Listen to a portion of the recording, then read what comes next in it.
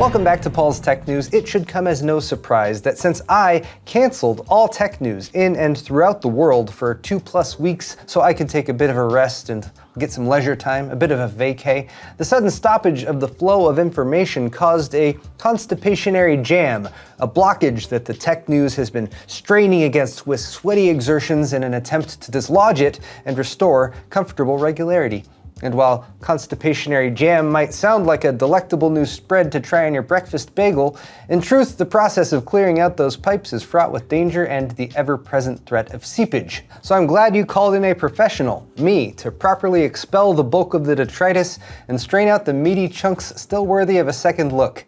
Like Nvidia's sales troubles on the cusp of a new generation of GPUs launching, our first good look at Ryzen 7000's generous package, and more from Intel on those Arc GPUs that they totally plan a full launch for really soon, they promise. So thanks for bearing with me through the break. The floodgates are open once again, and don't worry guys, I'll have this mess cleaned up in no time.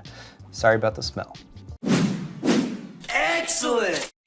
Today's video is brought to you by Kioxia's family of NVMe SSDs, featuring their latest BiCS 3D flash memory. The BG5 now supports PCIe 4.0 and is still available in the incredibly small M.2 2230 form factor, so it's a great fit for gaming PCs, laptops, and compatible handheld gaming devices. And for enterprise or hyperscale data center use, the CD7 and XD6 feature the new EDSFF, or Enterprise and Data Center Standard form factor for ease of integration, while the CD7 supports PCIe Gen 5 for maximum performance when paired with the latest AMD EPYC or Intel Xeon server hardware. For more on Kioxia SSDs, click the sponsor link in the video description. We begin today with Nvidia, who reported Monday that they have been making less money recently. Ah, we win, you guys. The green giant has been felled and we can go collect our free graphics cards. Actually, they still made more money than last year, according to comments delivered by CEO Jensen on their Q2 financials, which will be revealed at the end of the month. Just less than they planned, $6.7 billion in revenue,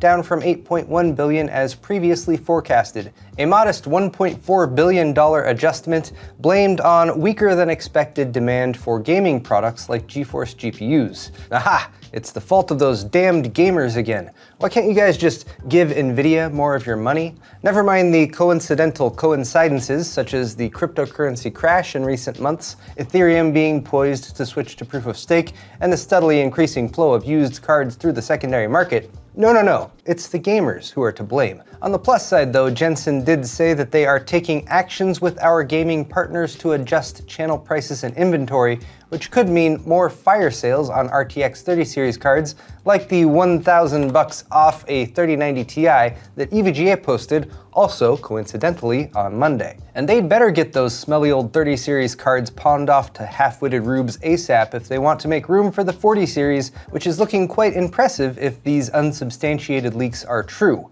This week, the RTX 4070 got some revised details via ill-famed Twitter leaker Kopite7Kimi, who says the AD104 powered card will have a 2610 MHz boost clock and be capable of peak clocks above 2800 MHz, or 2.8 GHz. Total board power will also be 285 watts, which is up 45 watts versus the 3070, but seems downright modest based on rumors of 4090 class cards pushing 600 watts or more.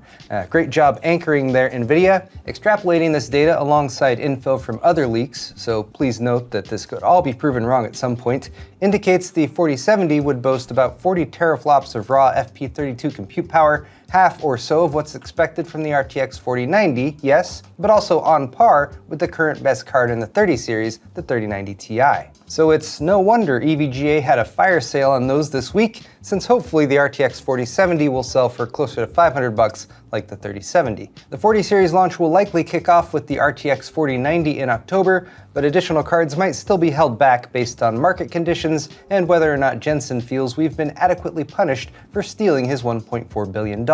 Speaking of petty thievery, someone seems to have stolen an image of the new Ryzen 7000 series CPU packaging and sent it over to videocards.com, and now we can all look at it. Could it be fake? Sure, it totally could be, but let's engage in some forensic analysis to be sure. When we zoom and enhance, we can see that this is actually an AMOD Ryzen 9 CPU. And here in the bottom left, we have what are clearly alien hieroglyphics, which probably say, I don't know, kill all humans, most likely. I have a team of cunning linguists poring over every inch of this package right now, so I'll let you know if anything comes of it. Video Cards also said they received CPU MSRP info along with this image, indicating that a 7800X does exist, and that pricing will be similar to the 5000 series with increases for the higher-end chips. And I will say that a $300 8-core Ryzen 7 7700X seems like a nice sweet spot chip to me, and I doubt we'll hear too many complaints if they bump the 16-core 7950X up to $800. Video Cards is still saying September 15th for the launch though, although that is not confirmed by AMD, but hopefully we'll find out soon for sure. And until then, this appears to be the biggest package leak since I was potty trained. Something that hasn't leaked much is Intel's Arc plans, and perhaps that's because Intel keeps leaking info themselves, almost like they're trying to keep our attention before we get too bored. And what could be less boring than pro versions of Arc GPUs? Not much, right? If you've been underwhelmed by Intel Arc GPU performance in reviews and their lack of widespread availability, why not get yourself hyped up for GPUs that you can't even game on? Arc Pro for workstations, built for apps like Adobe Premiere Pro and Blender. There's the A40, the A30M, and the A50, with 4 gigs of RAM for the mobile one and 6 gigs for the desktop cards. They also all have AV1 hardware encoding acceleration, which is actually useful. These GPUs are launched, says Engadget, meaning Intel has not revealed prices, and the availability date is a rock solid later this year. One thing that is launched, though, is Intel's Arc A750, which is... actually, it's not. It's not launched, but Intel tested it themselves? Okay, I guess we'll bite. The indistinguishable Ryan Shrout, joined by TAP Tom Peterson, tested the A750 in 49 titles, including 43 DirectX 12 games and 6 Vulkan games at 1080 and 1440p, and pitted it against Nvidia's RTX 3060, which is supposed to be a $330 MSRP card. And it seems to hold up quite well. One might question the absence of DirectX 11 titles, of course, but the response from most seems to be, okay, Intel, we believe you. Somehow even suspending our suspicions because these numbers came from the manufacturer. If you're able to sell this GPU at a competitive price with the RTX 3060, you'll likely have a lot of interested buyers. But people do actually need to be able to buy your GPUs in order for you to sell them to us. Somehow that fact still seems lost on you. Speaking of loss and longing, I'm sure you've all been missing the part where I say, hey, snuggle in close, it's time for Tech Briefs. The United States of America will no longer play second fiddle to the likes of China and Taiwan, who think they're so cool with their fiddle players and their leading-edge microchip manufacturing fabs, because we're throwing a bunch of money at the problem to fix it.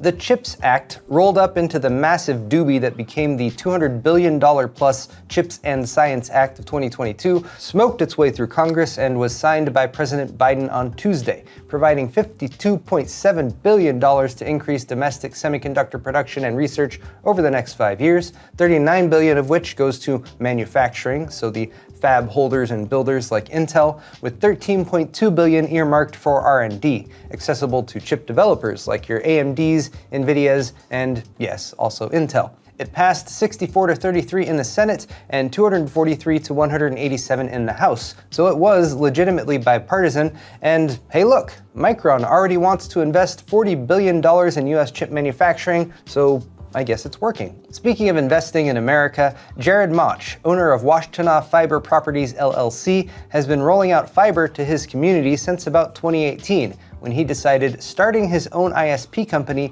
was preferable to paying Comcast $50,000 to extend their network to his home. Motch has now signed up around 70 of his neighbors for his service, which offers an unlimited 100 megabit connection for $55 a month or gigabit service for $80. He even outbid other ISPs in the area for a government proposal to hook up 600 more homes, so business prospects are looking good. And maybe next time your internet bill looks too pricey, consider just building your own internet service providing company instead. Moving on to some more disturbing news, Amazon closed a deal late last week to purchase iRobot, makers of the Roomba vacuum cleaner, for $1.7 billion.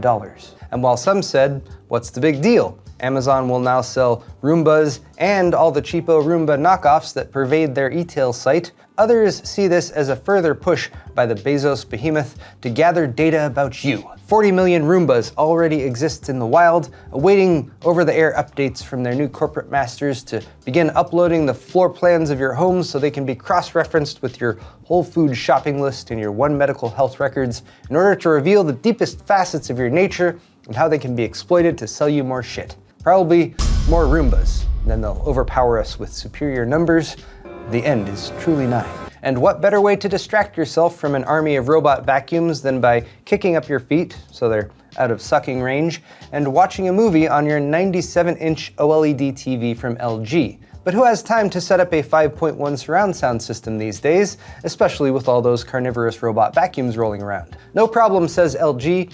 We made the screen vibrate, and that makes noise instead of speakers. It's just science. The 97-inch OLED EX TV uses a Cinematic Sound OLED, or CSO panel, and even independent reviewers say it's way better than most TV speakers, which isn't a high bar to cross, I guess, but at least it will cost upwards of $25,000, so you won't have any money left over to compulsively buy more Roombas. Now, before I close out today, I'd just like to say welcome to all of my new teen viewers, since apparently YouTube is now flush with the hip and angsty demographic who are smart enough to have stopped using Facebook. 95% of the youths are here right now, while Facebook usage has dropped from 71% in 2015 to 32% in 2022. Well played, young people. I was a teen once myself, and don't worry, you'll grow out of it. Just watch out for TikTok. Its AI-based recommendation engine is cool and all, but I like the internet when I choose what to watch